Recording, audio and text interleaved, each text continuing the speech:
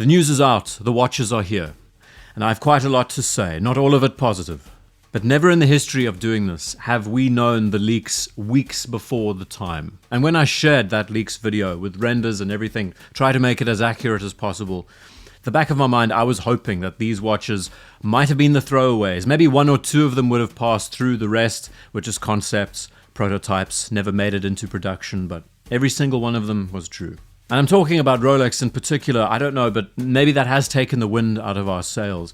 Would we have looked at these watches differently otherwise? What I want to do is cover 4 or 5 watches from both Tudor and Rolex, with a particular focus on the Land Dweller at the end of the video, where I go into a redesign, an actual analysis of this watch, what we should take away, and I want to critique a lot of it, because there are many things I do like, many things to appreciate, movement included, but the design of this watch in a few places is the real problem. But seeing the watches that Tudor delivered, a lot of the time they tend to pick up the baton that Rolex drops at Watches and Wonders.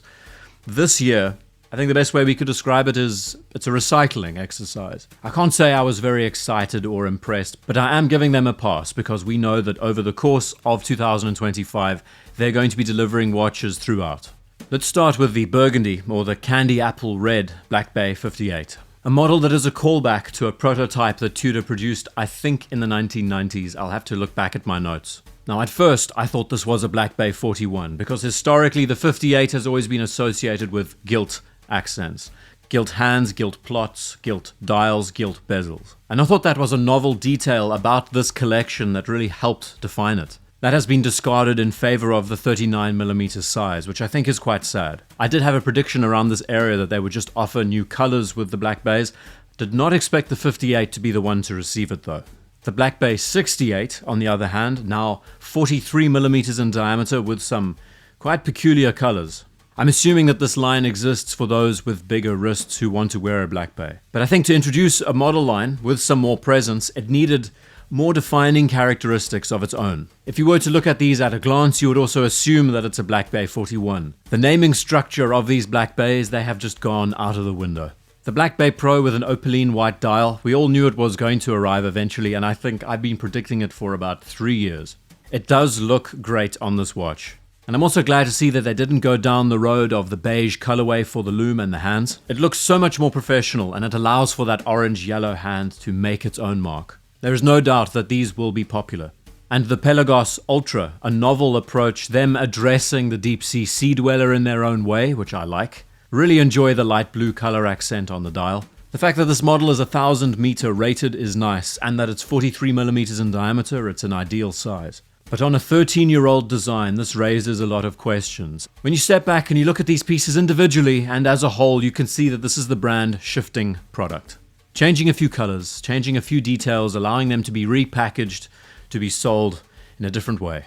The Black Bay Pro Opaline and the Pelagos Ultra are 2 very obvious examples of this. So like I said, not the most exciting watches we've seen given to us by Tudor, but they do have a pass. And there is still hope for me that we might see a 36mm Ranger. Who knows? Now Rolex gave us everything that the leaks said they would. Compared to last year's lineup, which consisted entirely of precious metals and really nothing to talk about, at least there was a touch of excitement here, and I would say a little bit more of a diverse portfolio. The green dial GMT is a nice one. As far as I know, it's a ceramic dial, which adds a lot more depth and dimensionality to the presentation. Since I do wear watches on my right wrist, I really do enjoy this watch, the novelty. I like the offsetting of the crown on the other side. The blue dial Daytona on Oyster Flex, it's starting to grow on me.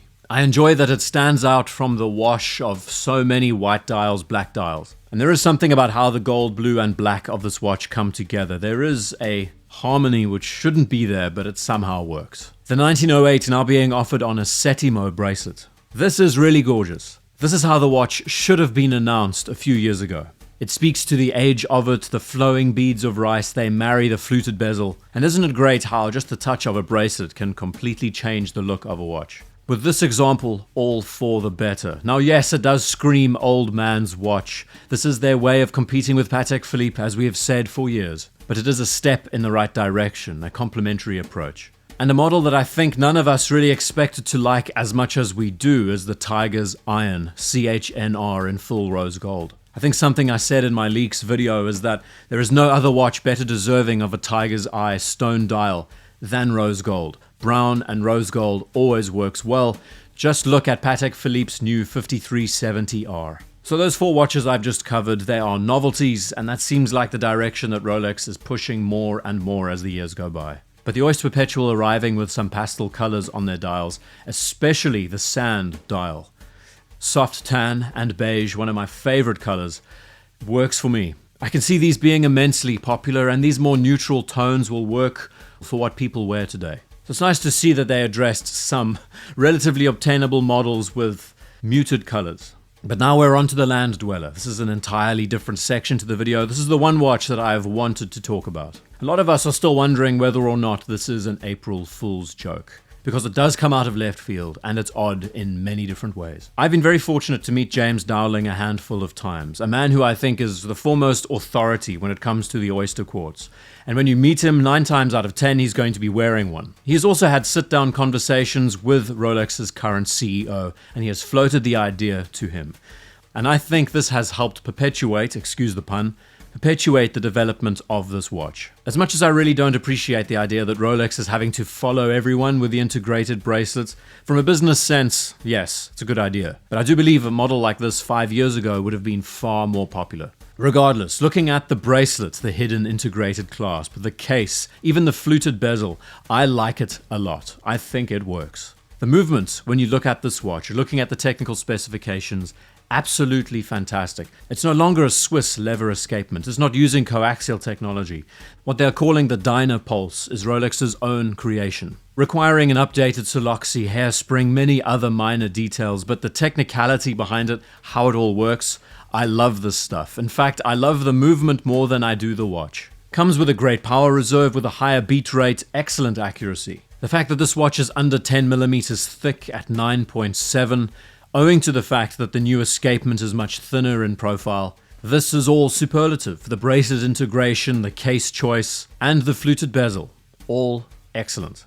Other details, it comes in platinum, white gold, stainless steel, and rose gold, I think. All of them arrive with a clear case back, even the model in stainless steel. Steps in the right direction. I'm not going to be one of those guys saying it's a high-end Tissot PRX, come on. The sum of its parts make up a far better watch than what you see presented to you. Let's start by just addressing the name, Land Dweller. If you say that name out loud 3 times, is this the sort of watch that you would expect to see? It doesn't take too many brain cells to know, yes, we've got the Sky Dweller, the Sea Dweller. Land Dweller is the 3rd component to this trifecta. I don't believe the name Land Dweller should be on this dial at all. If we look at the concept, the mood boards around this watch, the kinds of people they want to entice in with a piece like this, then a name like the Oyster Perpetual Urban might be something a bit more suitable. We're talking about a model here that has a higher frequency beat rate, so why not Oyster Perpetual Hertz or Oyster Perpetual Frequency? Or to be a little bit more bold with the design, it could have been called something like the Oyster Perpetual Edge. Could have even gone down the road of integrating the Datejust name in here somewhere. Oyster Quartz is such a brilliant name. We know immediately what the watch is. Why not the Oyster Pulse? Something that is now linked to the new Dynapulse escapement. So externally, I think everything about this watch works, including the movement, the entire presentation. But the dial, on the other hand, why is it that it doesn't work? This, for me, is a classic case of overcompensating a design. Adding too many parts, details, and elements that should not be there. Whether or not this motif pattern was their way of attacking Audemars Piguet with their tapisserie dial, I don't know. But I do know that this honeycomb texture was not necessary for a watch like this, at least at first. And I ask you this, what is it that has made the AP Royal Oak, the Patek Philippe Nautilus, such successful watches and designs? Yes, hype and all of that has helped move the attention onto them, sure. But it's their quiet presence that allows for them to outlast so many others. The beauty of the integrated bracelet sports watch is it does not need to shout about what it is. The beauty of the Oyster Quartz was its subtlety. And we are talking about Rolex, who is debuting a new model line with so much crammed into one watch that it has lost its identity in the process. Now, whether or not this is due to the fact that Rolex did not have 100% faith in this approach, which is laughable to me, or that this could have been AI generated, and I'm not joking, this could have been an artificial intelligence experiment, judging by the result. Just speaking from a designer's perspective and a watch enthusiast, the quiet confidence of an approach like this would have been so much more effective selling the idea. So I thought I would do a quick redesign.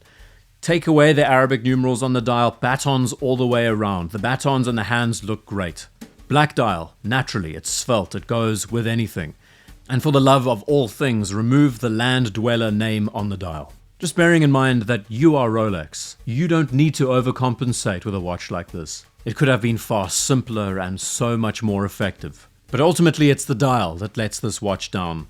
Of all the watches delivered to us by these two brands, there have been some standouts and different turn of events. In fact, Tudor did not come to the party this year, where Rolex did deliver on some interesting combinations. Not that we would ever be able to own them, but you know, we can dream. Whatever I say, these are going to sell like hotcakes. Were there any models that stood out to you the most? And if you'd like my further thoughts on the Land Dweller, I could do its own dedicated video.